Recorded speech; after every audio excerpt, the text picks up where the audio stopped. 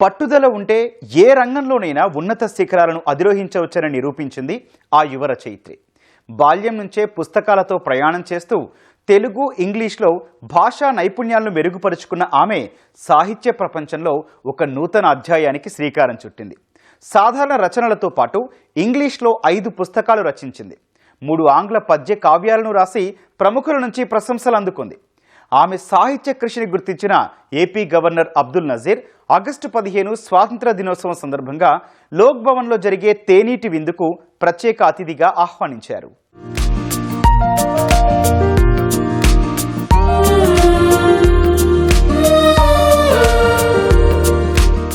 చదువంటే కేవలం class room గదులకు, పరీక్షలు, ఉద్యోగ లక్ష్యాలే కాదని, నిరంతర అన్వేషణ, అంకితభావముంటే ఉన్నత శిఖరాలను అధిరోహించవచ్చని నిరూపిస్తోంది ఈ యువతి. చిన్నతనం నుంచి తెలుగు, ఇంగ్లీష్ భాషలపై నిరంతరం పట్టు సాధించి సాహిత్య లోకంలో నూతన ఒరవడిని సృష్టించాలనే లక్ష్యంతో అడుగులు వేసింది. ఆ దిశగా అందరూ మెచ్చుకునే స్థాయిలో గొప్ప రచయితగా ఎదిగింది.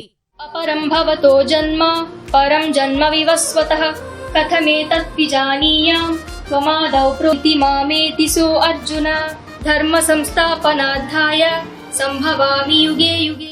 సాహిత్య రంగంలో దూసుకెళ్తున్న ఈ యువతి పేరు లక్ష్మీసాయి వరశ్రీ సృజన. విశాఖపట్నంకు చెందిన మధుబాబు, సీతామహాలక్ష్మి దంపతుల కుమార్తె. ఆంధ్ర యూనివర్సిటీలో డీఫామ్ విద్యను అభ్యసిస్తోంది. చిన్నతనంలో తాత భగవద్గీత నేర్చుకుని జాతీయ స్థాయి పోటీల్లో విజేతగా నిలిచింది. ఆ తర్వాత ఉన్నత విద్య చదువుతున్న సమయంలో సాహిత్యంలో అనేక విజయాలను సైతం సొంతం చేసుకుంది.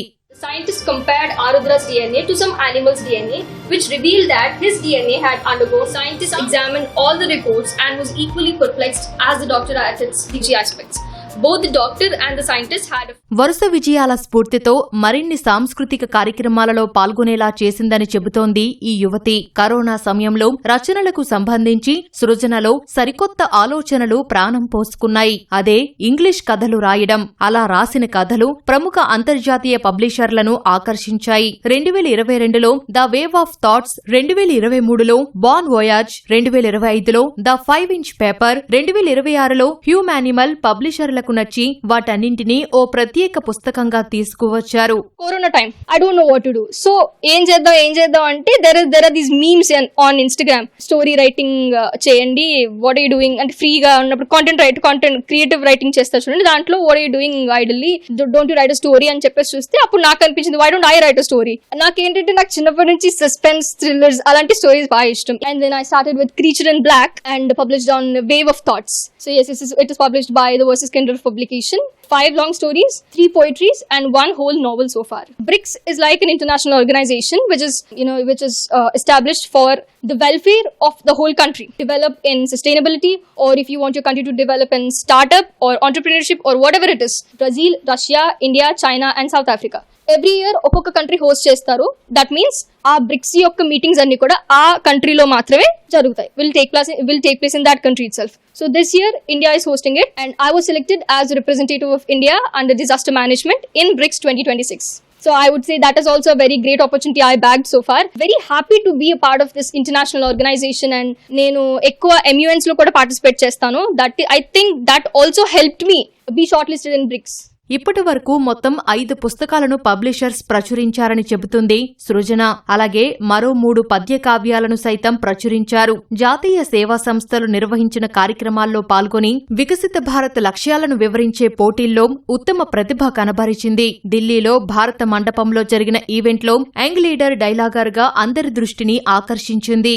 యూనివర్సిటీలో జాయిన్ అయిన దగ్గర నుంచి ఎన్ఎస్ఎస్ వాలంటీర్ గా పార్టిసిపేట్ చేస్తున్నాను. నాకు ఈ లోక్ భవన్ లో ఇన్విటేషన్ వచ్చింది అంటే ఎన్ఎస్ఎస్ చాలా మేజర్ పార్ట్ ప్లే చేసిందని మాత్రం నేను చెప్తాను. చదువుకోవడమే కాకుండా ఎన్ఎస్ఎస్ పార్టిసిపేషన్ ఎలా నాకు హెల్ప్ చేసింది అని అంటే మాత్రం 2025లో నేను జనవరిలోని Viksit Bharat young leaders dialogue competition లో నేను పార్టిసిపేట్ చేయడం జరిగింది. దాంట్లో అన్ని లెవెల్స్ నేను దాటుకుని నేషనల్ లెవెల్ నేను న్యూఢిల్లీలో కూడా ప్రెజెంట్ చేశాను. ఆ ఆపర్చునిటీ కూడా నాకు ఎన్ఎస్ఎస్ నుంచే వచ్చింది. Even the my Bharat is also collaborative ministry, but still NSS నుంచి నాకు ఆపర్చునిటీ వచ్చింది కాబట్టి I would give credit to NSS. 2025లోనే డిసెంబర్లో Ashtalakshmi Darshan youth exchange program కూడా నేను పార్టిసిపేట్ చేశాను. దాంట్లోనే 15 days youth exchange program in IIT Guwahati Assam. And అది కూడా నాకు NSS నుంచి ఆపర్చునిటీ వచ్చింది. అండ్ దాంట్లో కూడా అక్కడ ఒక 9-day సర్టిఫికేట్ కోర్స్ చేశాము. అండ్ నార్త్ ఈస్టర్న్ స్టేట్స్ లో ఉన్న మొత్తం అన్ని ప్రామినెంట్ టాపిక్స్ అన్ని కూడా మాకు ఆ 9 days సర్టిఫికేట్ కోర్స్ లో మాకు బ్రీఫ్ చేశారు. అండ్ లాస్ట్ డే ప్రెజెంటేషన్ లో నార్త్ ఈస్టర్న్ రివర్స్ మీద నాకు ప్రెజెంటేషన్ ఇవ్వమని చెప్పారు topic wise. And yes, I presented well and I was recognised as the best presenter in first place. Ashtalakshmi Darshan youth exchange ప్రోగ్రాంలో అద్భుత ప్రతిభ చూపి మొదటి స్థానంలో నిలిచింది యువతి. ఈమె టాలెంట్ కు అస్సాం గవర్నర్ నుంచి ప్రశంసలు వచ్చాయి. అంతేకాదు కేంద్ర మంత్రి కింజరాపు రామ్మోహన్ నాయుడు సైతం ప్రత్యేకంగా అభినందించారు. NSS తరపున బ్రిక్స్ సమావేశాల సంక్షిప్త వివరాలను అందించే అవకాశం కూడా అందుకుంది. ఈమె విజయాలను ఏపీ లోక్ భవన్ గుర్తించి స్వాతంత్ర దినోత్సవం రోజున గవర్నర్ అబ్దుల్ నజీర్ ఇచ్చే తేనేటి విందుకు ఆహ్వానించింది. 2026లో బడ్జెట్ క్వెస్ట్ 2026లో కూడా నేను పార్టిసిపేట్ చేశాను. దాంట్లో కూడా 3 levels నేను దాటుకుని నేషనల్ లెవెల్ వరకు వెళ్ళి ఆచార్య నాగార్జున యూనివర్సిటీలో నేను నేషనల్ లెవెల్ పాల్గొని దాంట్లో వికసిత్ భారత్ 2047 గురించి ఎటువంటి ఐడియాస్ ఇస్తే 2047 కల్లా ఇండియా డెవలప్ అవుతుంది అని చెప్పేసి పాలసీ మేకర్స్ తోటి పెట్టిన మీటింగ్ లో దాంట్లో కూడా యాక్టివ్ గా పార్టిసిపేట్ చేయడం జరిగింది. Regarding this Lok Bhavan I briefed so far regarding this Lok Bhavan. But 6th standard నేను శ్రీకృష్ణ విద్యా మందిర్లో చదువుకోవడం జరిగింది. తాతయ్య గారి దగ్గర గీతా మకరందం అని ఒక బుక్, గీతా మకరందం బుక్ ఉండేది. గీతా మకరందం అని వర్డ్స్ లెటర్స్ ఉంటాయి అనమాట. సో నాకు చిన్నప్పుడు మనకు యూజువల్లీ చదవడం రాదు. నేను అది యూజువల్లీ గీతా మకరందం అని చదవాలి, నేను మాత్రం గీతామ కరందము అని చదివాను. తాతయ్య గారు కరందము అంటే ఏంటి తాతయ్య గారు అని అడిగాను. అడిగితే కరందం ఏంట్రా, ఎక్కడ చదువు నువ్వు చూపించు అన్నారు. అదిగోని తాతయ్య గారు అక్కడ ఉంది కదా గీతామ కరందం అనేది, దాంట్లో కరందం అంటే ఏంటి అంటే అది కరందం కాదురా మకరందము, గీతా మకరందము అంటే. గీతా మకరందం ఏంటి తాతయ్య గారు అంటే అప్పుడు స్టార్ట్ చేశారు ఇలా ఇలా ఇదంతా చెప్పారు. ఏమైందో తెలీదు, suddenly after 2 years or 1 year నేను గీతా మకరందం విన్ అయ్యాను. గీతా భవన్ లో ఫస్ట్ పొజిషన్ రావడం వల్ల నాకు ప్రైజ్ గా గీతా మకరందం గిఫ్ట్ గా ఇచ్చారు. కుమార్తె ఇన్ని విజయాలు సాధించడం చాలా సంతోషంగా ఉందని చెబుతున్నారు సృజన తండ్రి మధుబాబు. గవర్నర్ కార్యాలయం నుంచి తేనేటి విందుకు పిలుపు రావడం ఎంతో గర్వంగా ఉందన్నారు. భవిష్యత్తులో మరిన్ని విజయాలు సాధించేలా అండగా ఉంటామని కుటుంబ సభ్యులు వివరించారు.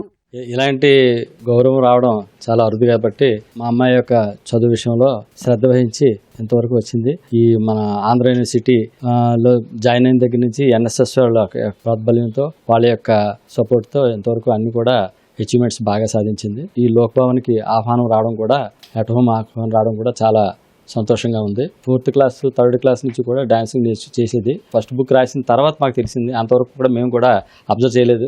అందులో పోయిటరీ రాసింది, స్టోరీ ఏదో రాసింది రెసిడెన్స్ మీద, అది కూడా 7th place వచ్చింది గ్లోబల్లో. వికసిత్ భారత్ కి ఢిల్లీ వెళ్ళటం, అలాగే అస్సాం గవర్నర్ గారితో లక్ష్మణ్ ప్రసాద్ ఆచార్య గారితో ఫెసిలిటేట్ చేసుకోవడం, ఏవియేషన్ మినిస్టర్ రామ్మోహన్ నాయుడు గారితో ఫెసిలిటేట్ చేయించుకోవడం, ఇవన్నీ కూడా జరిగాయి. అదంతా కూడా మాకు గర్వకారణమే. బుక్స్ రాయడం కానీ, లిటరేచర్ కానీ, భగవద్గీత చదవడం, ఆ పద్యాలు పాడటం, దానికి ఒక కాంపిటీషన్స్ ఉంటాయని, ఆ కాంపిటీషన్స్ లో మళ్ళీ ఎక్కడికెక్కడ ఏ స్థాయికి ఆ స్థాయి దిగ్విజయంగా ఫస్ట్ పొజిషన్స్ వస్తూ ప్రతిసారి వస్తుందని తెలుసుకోవడంతో మాకు చాలా ఆనందమే. ఏపీ గవర్నర్ గారి దగ్గర ఆ మీటింగ్ లో ఎట్ హోమ్ అనే కార్యక్రమంలో సార్తో కలవడానికి ఒక ఆపర్చునిటీ వచ్చిందన్నది రియల్ గా నాకు చాలా గర్వకారణమే. అక్షరాలతో ప్రపంచ పాఠకులను మంత్రముగ్ధులను చేస్తూ జాతీయ వేదికలపై యువ నాయకత్వ లక్షణాలను చాటుతోంది యువతి. సాహిత్యం, సేవ అనే 2 అంశాలపై ముందుకు వెళ్తున్న సృజన ప్రస్థానం ప్రతి ఒక్కరిలోనూ స్ఫూర్తిని నింపుతోంది. తెలుగు నేల గర్వించదగ్గ ఈ ప్రజ్ఞాశీలి భవిష్యత్తులో మరిన్ని అద్భుతాలు సృష్టించాలని మనము కోరుకుందాం.